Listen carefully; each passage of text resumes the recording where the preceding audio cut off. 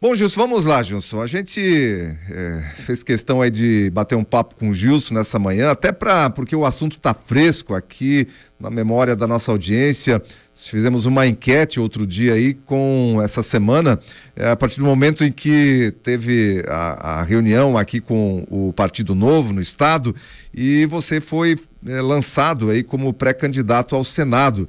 E na enquete que nós fizemos aqui na Rádio Cultura de Timbó, uma enquete rápida que a gente faz diariamente aqui, você ficou na dianteira, Gilson. Pois então, fiquei muito feliz. Timbó considera a minha cidade, trabalhei 10 anos aí, e saber que um lugar que eu tenho uma relação tão forte, tão íntima, as pessoas, ou a maioria das pessoas aprovam o meu nome e tem o apoio muito grande por aí. Eu não me lembro qual foi o último senador eleito do Vale do Itajaí, da nossa região. Então, acho muito legal quando tem apoio, ao menos da região, sendo que eu estou me esforçando pra caramba aqui, todo dia, para tentar fazer o melhor trabalho possível dentro desse cenário de desastre que está o Brasil hoje, infelizmente. Pois é, Gilson, e uma questão aí com relação, a gente ainda ficando nessa questão da sua pré-candidatura ao Senado. Nós teremos aí 2 vagas para Santa Catarina, uma vaga que o Esperidião Amin está vencendo aí a legislatura dele, e tem a outra vaga aqui que eu não lembro. A gente até estava brincando, né? Porque a senadora que ocupa a vaga, ela é tão proeminente que a gente nem lembra o nome dela. Tem que sempre pesquisar qual é o nome da nossa senadora.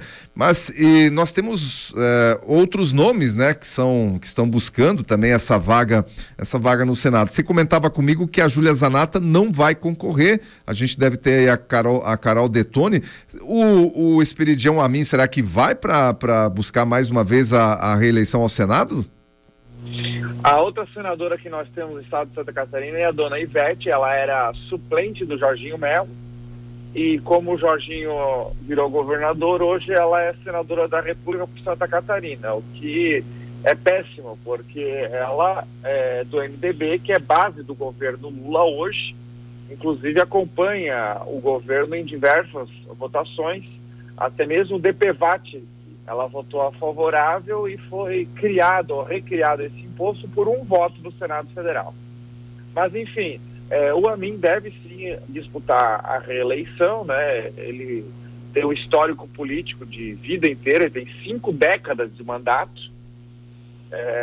Agora está federado com União Brasil e PP, então tem mais uma força partidária assim, que apoia ele, e por isso ele deve ter sim alguma chance, é um nome forte.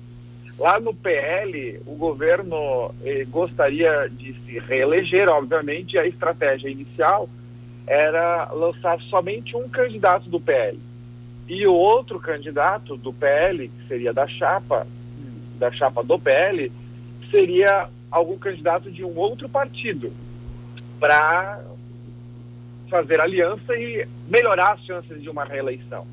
Então, dificilmente a estratégia era ter 2 candidatos do PL. Então, não pode ir, ou não tem sentido ir a Carol e a Júlia, ou até mesmo a Carol e o Carlos Bolsonaro, porque daí seriam 2 do PL.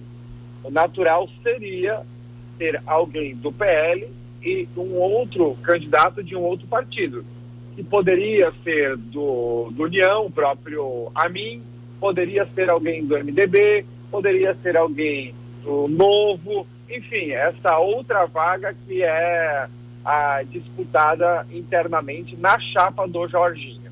É assim que a princípio funcionaria. Por isso que não tem espaço para a Júlia, e talvez também não tem espaço para a Carol e para o Carlos Bolsonaro ao mesmo tempo na mesma chapa. E, Gilson, quando você pensa aí numa, já é pré-candidatura, né? Ainda é cedo, mas quando você se coloca à disposição para uma vaga no Senado, qual seria aí os principais motes da sua campanha? A primeira coisa é que todo mundo reclama que não tem alternativa, que a gente tem que votar no menos pior, que não tem gente nova. E, no fundo, todo mundo tem pouca coragem de ser essa pessoa que se disponibiliza. Olha só os concorrentes, as pessoas que tem hoje para disputar uma eleição. Carlos Bolsonaro, que nem é daqui. Eu vou perguntar para ele aonde é 163, mas aposto que ele não vai saber. Entre outras perguntas, de Santa Catarina. Acho que só tem 3 vagas. O candidato, no mínimo, tem que ser Santa Catarina. Aliás, o estado que já iria eleger, espero, um candidato de direita. Aí tem o Amin, que, como eu disse, tem 5 décadas de mandato. Aí tem o Décio Lima, o representante da esquerda. E agora eu. Então seriam esses 4, e talvez a Carol. Então, desses nomes, você tem que escolher 2, que são 2 votos. Então, para ter uma alternativa a mais, e por conta disso, com o tabuleiro de hoje, na minha visão, eu tenho bastante chance. Estou bem otimista mesmo. É óbvio que não é fácil, tem que trabalhar, tem risco, mas faz parte da vida. E o segundo ponto é que hoje o Senado da República é o cargo mais importante que nós temos. É ele que tira e bota ministro do Supremo Tribunal Federal, o presidente indica, mas tem poucos, e muito menos a maioria, que realmente enfrentam, dizem, falam, protocolo com todas as letras, que vão enfrentar esses abusos. Eu já disse, caso for eleito, no primeiro dia eu vou protocolar em meu nome o impeachment do Alexandre de Moraes. Isso agora virou uma questão de guerra, de sobrevivência do Brasil. Está repercutindo na seara econômica, na mesa das famílias. É uma situação muito grave. E não vejo pessoas no Senado Federal que representam essa pauta com coragem, que não possam ser chantageados porque não têm o rabo preso, que tenham uma certa experiência. E todo mundo reclama disso, e acho que eu preciso tentar fazer alguma coisa. E Gilson, para a gente fechar o nosso papo rápido aqui, como é que você está vendo essa situação da nossa relação com os Estados Unidos, que hoje é a pauta principal, as tarifas impostas aí pelos Estados Unidos ao Brasil, essa equipe que vai, inclusive tem o Senado, né, que está se mobilizando aí para ir lá no dia 29, a partir do dia 29, para tentar uma negociação. O que você acha? O que vai dar disso tudo, Gilson? Primeiro precisa corrigir um consciente popular, porque, como você disse, tarifas impostas ao Brasil. As tarifas não foram impostas ao Brasil. As tarifas foram impostas aos Estados Unidos. O americano tem que pagar 50% a mais caso compre do Brasil.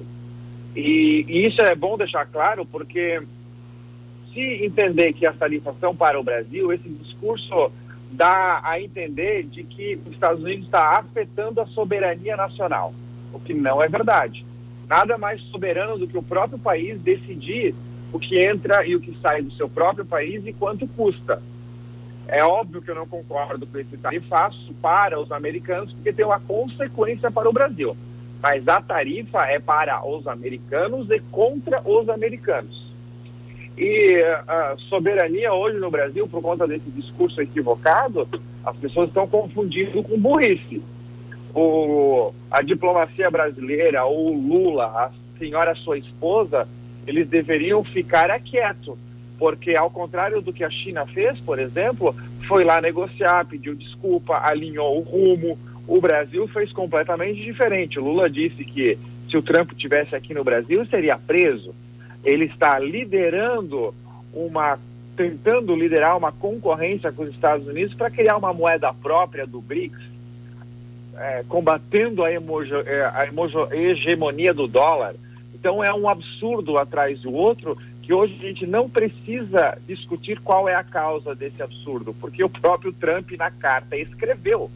O problema são as atitudes do presidente Lula e do Supremo Tribunal Federal. Então essa é a consequência de uma ideologização que está aqui nos Estados Unidos, comprometendo a soberania dos Estados Unidos, se unindo aqui no Brasil com ditaduras, com países contrário aos Estados Unidos. E é óbvio que isso não agrada.